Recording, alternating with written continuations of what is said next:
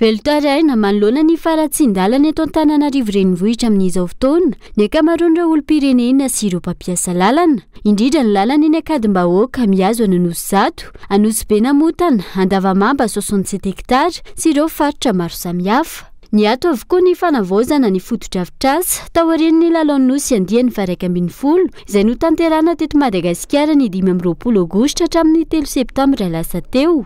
Vokany, mitohana lava reny ny fiara ary maro ireo fitaovana simba vokatry io faratsin-dalana io. Fiatsaram-belatry zany tena marina, eo amin'ilay fiatsaram-belatry zany io tsy afaka amintsika malagasy mihitsy.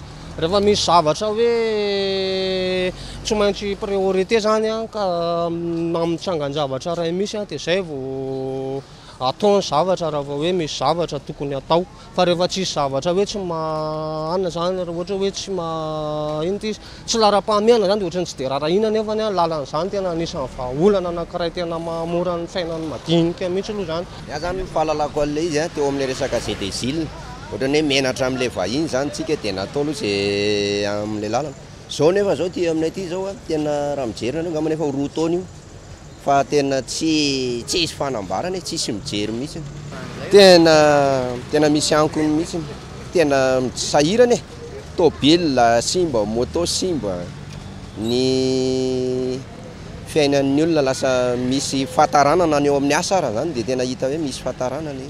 Miteraka fatiantoka goavana ho an'ireo mpitatitra fitateram-bahoaka araka izany ity faratsin-dalana ity raha ny fanazavana. Tena misy ankony amin'ny mpampiasa taxi be moa zany izy lafindray ny amin'ny fitohanana voakany ny fahasimban'ny fiara voakany ihany koa.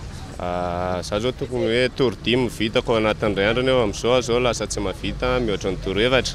Nohon'ilay fitohanan'ilay izy zany le hitanao le amin'ny faratsin-dalana dia lasa hoe mitohana be ilay izy.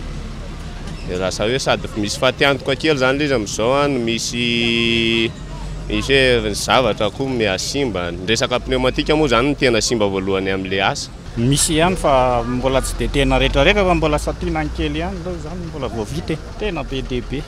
Tena fatiantoka zao ny embouteillage ny tombo fotsiny amin'ilay izy gasoil mitombo. Zany aloha zao dia efa tsy totaliana intsony. Efa vola miditra kely nefa mivoaka betsaka.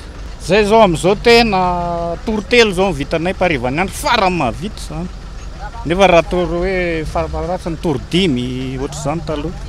Jehivana nakatoavany ny filakevitry minisitra tamin'ny 7 volana May 2022 lasa teo fa hisy ny fanamboarana sy fanarenana tanteraka ireo lalana eto Antananarivo sy ny manodidina izay nandraisana ny lalao-nosy andiany faha 1/10 lasa teo. Efatrandro aty aoriana mbola miaina amin'ny lalana ratsy sy potika avokoa ny vahoaka malagasy. Izao indray ny ato avokoa ny fanavaozana ireo foto-drafitrasa. Manaitra ny tompona ndraiky mpanjakana araka izany ireo mpampiasa lalana ka mitaky ny paikady mazava avy amin'ireo ministera isan'ny tokony mikasika izay faratsin-dalana izay.